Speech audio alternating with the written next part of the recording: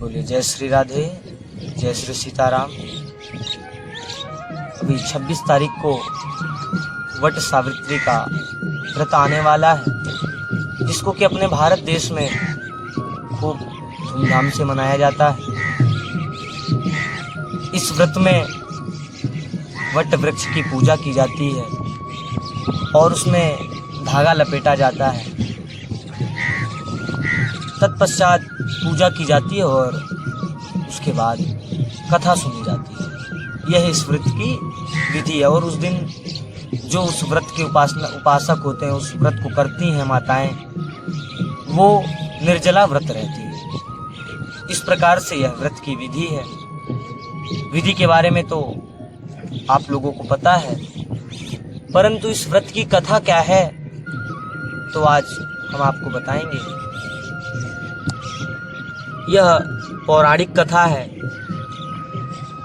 सावित्री नाम की एक स्त्री, जिसका विवाह सत्यवान नाम के व्यक्ति के साथ में होता है। सत्यवान लकड़ी काटने जाया करते थे।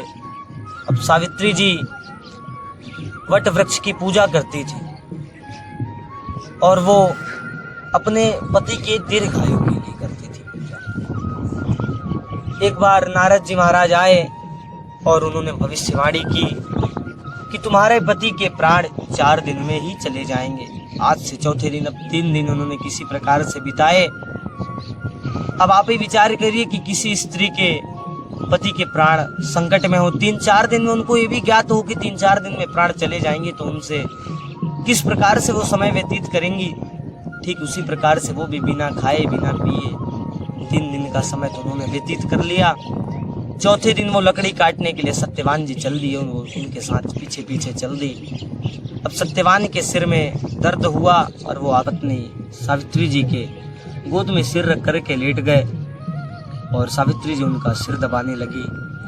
वैसे ही धर्मराज आए और उनके प्राणों को लेकर के जाने लगे। सावित्री जी उनके पीछे पीछे चलने लगी। धर्मराज जी बोले आप कहाँ आ रही हैं? उन्होंने कहा आप मेरे पति के प्राण मुझे वापस दे दीजिए, मैं चली जाऊंगी। धर्मराज जी ने कहा ऐसा नहीं हो सकता, आप एक काम करिए, बदले में मुझसे आप कुछ वरदान मांग लीजिए सिवाय अपने पति के प्राणों के। तब उन्होंने कहा ठीक है, मेरे अंधे सास ससुर के नेत्र वापस कर दीजिए। धर्मराज जी ने तथास्तु कह दिया। फिर जाने लगे। फिर सावित्री जी उनके पीछे पीछे चल दी। इस बार धर्मराज जी ने कहा आप एक और वरदान मांग लीजिए, परंतु पीछे मत आइए। सावित्री जी ने कहा मेरे सास ससुर का जो राज्य छीन लिया गया था वो उन्हें वापस मिल जाए। धर्मराज जी ने तथास्तु कह दिया और फिर चल दिए। फिर सावित्री फिर जाने लगे तो फिर वो पीछे पीछे चल दी।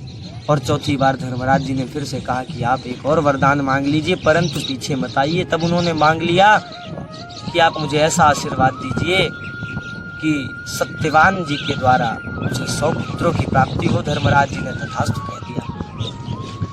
धर्मराज जी ने तथास्तु कहा और फिर से चल दिए।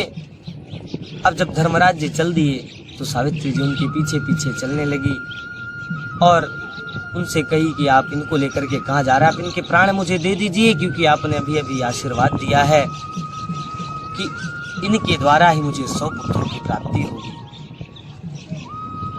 अब धर्मराज जी ने कहा कि आप तो धन्य हैं, आपने अपने पति के प्राण मुझसे ले लिए। तो उनको धर्मराज जी ने आशीर्वाद दे दिया कि जाइए, आज से आप सती सावित्री के रूप में प्रसिद्ध हो जाएंगी विश्व भर में, और वट सावित्री के रूप में आज वट और उनका व्रत किया जाता है। बोलिए जय जय श्री राधे।